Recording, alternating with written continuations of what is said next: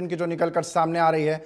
चंडीगढ़ में आज हरियाणा बीजेपी की अहम बैठक होगी। 2024 विधानसभा चुनाव हारे उम्मीदवारों की यह बैठक होगी। बीजेपी जिला अध्यक्ष, जिला प्रभारी पदाधिकारी इस बैठक में मौजूद रहने वाले हैं। सीएम सैनी, मोहनलाल बड़ौली बैठक में इनकी भी मौजूदगी रहेगी। चंडीगढ़ में सीएम आवास पर यह बैठक, सरकार संगठन से जुड़े कई मुद्दों पर इसमें चर्चा होगी। तो ये बड़ी जानकारी आप तक पहुंचा रहा हूं। सीएम सैनी, मोहनलाल बड़ौली इस बैठक में मौजूद रहेंगे। संगठन से जुड़ी हुई तमाम मुद्दों को लेकर के इसमें चर्चा होगी, जिसमें शीर्ष के नेतृत्व से लेकर के नीचे तक के तमाम पदाधिकारी मौजूद इसमें रहने वाले हैं। हर व्यक्ति यानी सरकार और संगठन से जुड़ा हुआ जो इसमें बैठेगा वो अपनी रिपोर्ट एक तरीके से रखता हुआ नजर आएगा। 2024 के चुनाव में जो हारे हैं अब उन पर मंथन, कैसा क्यों हुआ, क्या वजह रही, तो इसीलिए जिला अध्यक्ष, जिला प्रभारी और पदाधिकारी सभी को इसमें बैठक में बुलाया गया, आमंत्रित है। और अब पूरा संगठन एक तरीके से मजबूत करने की दिशा में, कहां जहां पर भी हार मिली, जिन सीटों को हाथ से गंवाना पड़ा, उन पर भी मंथन होगा। 2024 विधानसभा चुनाव की लेकर के यह बैठक हो रही है।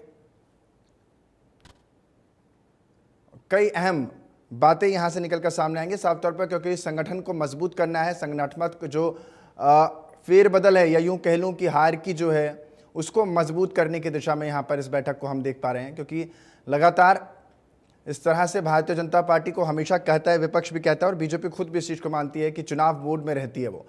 तो 2024 का चुनाव हारने के बाद अब उन सीटों पर भी मेन फोकस है कि जिन सीटों को भारतीय जनता पार्टी नहीं जीत पाई, क्या वजह रही, क्या समीकरण वहां पर सेट नहीं हो पाया, ये इस बैठक में खास मुद्दा रहने वाला है।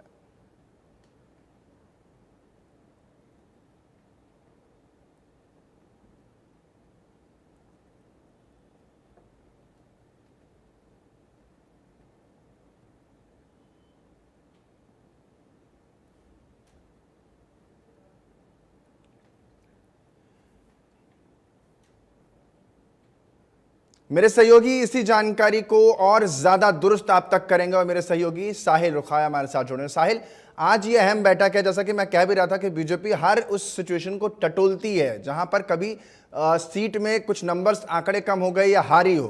तो ऐसे में इस बैठक को किस तरीके से लिया जाएगा और कितनी अहम और महत्वपूर्ण यह बैठक होने जा रही हो, क्या कुछ मुद्दे इसमें रहने वाले हैं?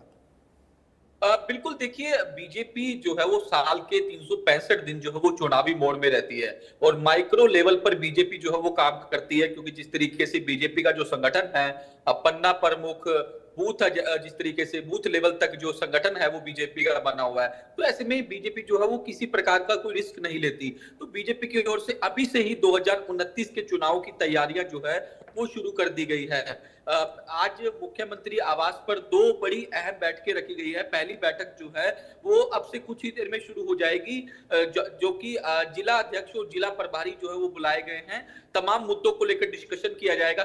सरकार का एक साल भी पूरा हो रहा है, तो ऐसे में जनता के अंदर सरकार के प्रति क्या छवि है, कौन सी योजनाएं जो है वो जनता तक नहीं पहुंच पा रही और जिन योजनाओं का लाभ पहुंचाना है उसको लेकर भी डिस्कशन की जाएगा। जिला अध्यक्षों के माध्यम से जनता को बताया जाएगा कि किस तरीके से सरकार की ओर से काम किया गया।